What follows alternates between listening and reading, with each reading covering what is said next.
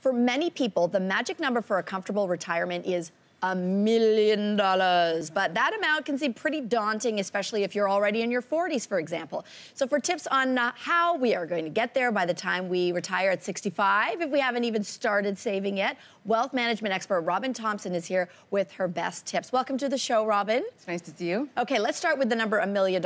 It sounds like a lot of money. Is that realistically what someone will need to retire at, let's say, 65?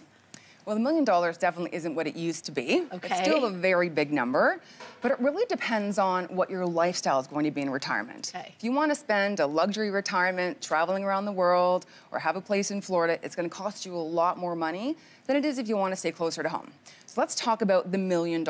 So why $1 million? Yes. So they say that you need 70% of pre-retirement income in retirement to survive your lifestyle expenses. Like annually? Yeah, annually, so $70,000. Let's take that $1 million and put it over here for a second. Okay. So you take the $1 million, 70% of, let's say, $100,000 salary, it's gonna be about $70,000 a year, right?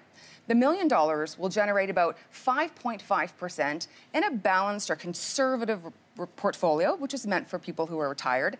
That'll generate about $55,000. Layer in Canada Pension Plan and Old Age Security, that brings you up to about $70,000, because that's about $15,000 a year. So that will give you your pre-retirement income that you need in retirement if you make about $100,000 and you want to save the $1 million.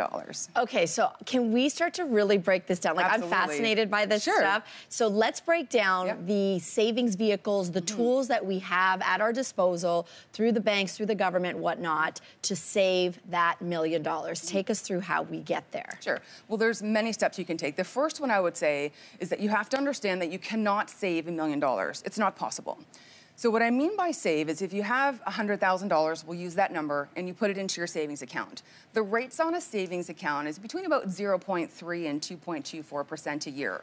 Once you factor in inflation and taxes, by the time 25 years goes by, you'll have actually reduced your money to about $88,000 because you're not keeping up with the rate of inflation. You're not keeping up with taxes. So you're seeing erosion. So number one, you'll never be able to save it. You need to invest the money in order to get to that $1 million mark. Okay, so investment is key. Invest.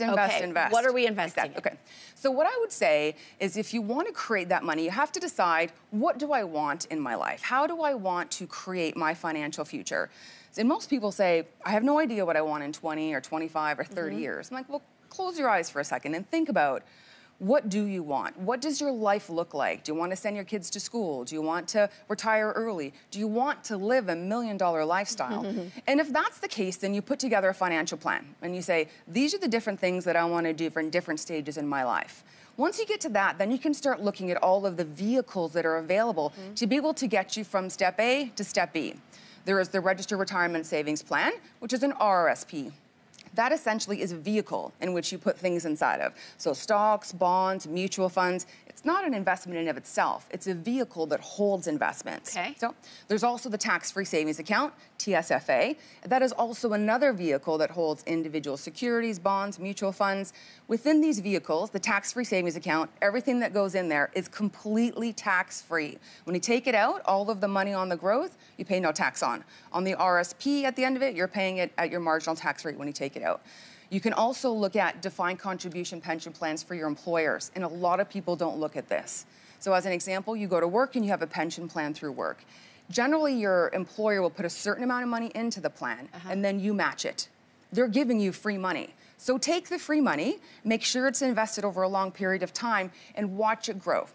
I love this. I love talking about money and helping people make money and invest in it. Thank you so much for these tips. You're welcome. Okay, the future is bright, Robyn. I know. The future is bright.